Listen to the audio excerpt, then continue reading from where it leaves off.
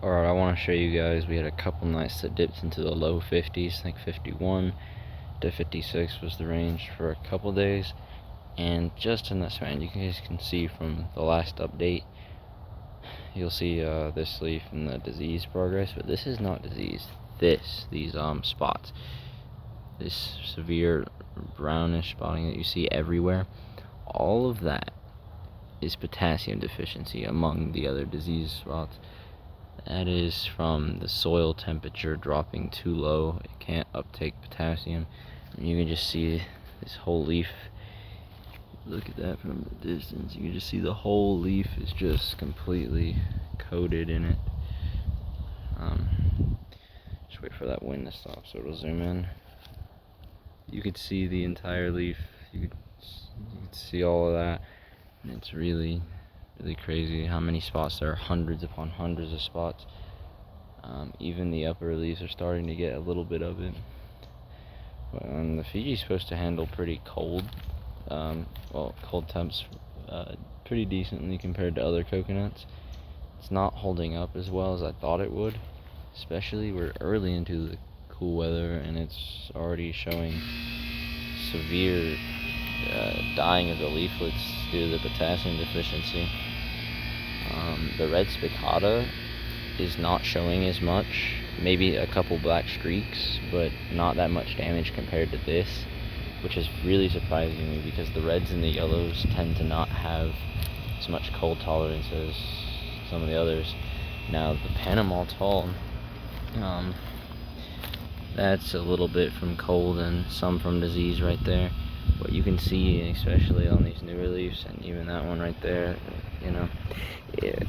I mean, it's virtually took no damage. There's just a little bit on the tips here. I don't know if you guys can see that. You can see a little bit of the brown outlines, I guess.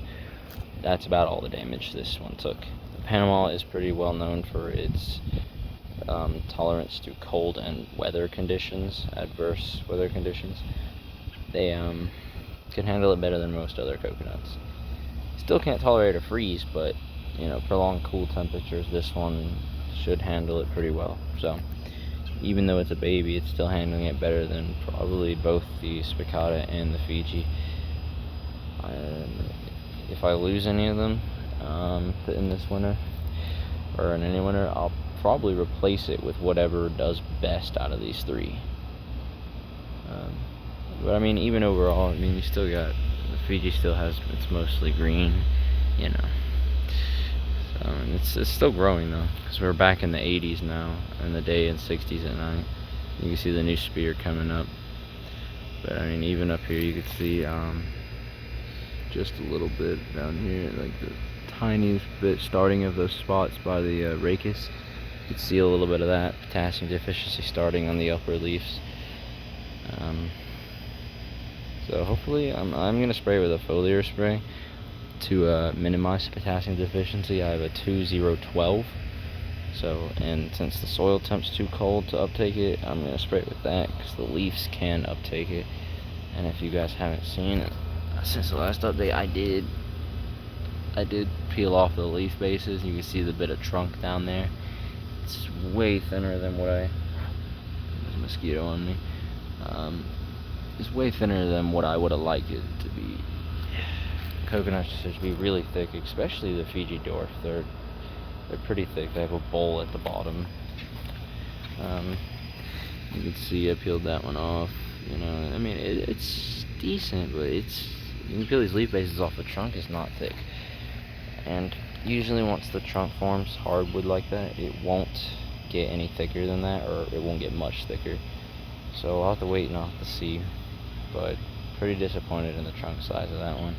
I mean, it's only 6 inches across. Usually coconuts are in like 25 to 35 inches across that base of the trunk. So it's pretty disappointing. I'll have to see how the other two form and develop trunks as well. They're younger, so I expect they have more time to develop because I've only had this one for 5 months. So it was already developed in a pot pretty much. So my other two are going in the ground younger, so I expect them to develop better trunks, but we'll see.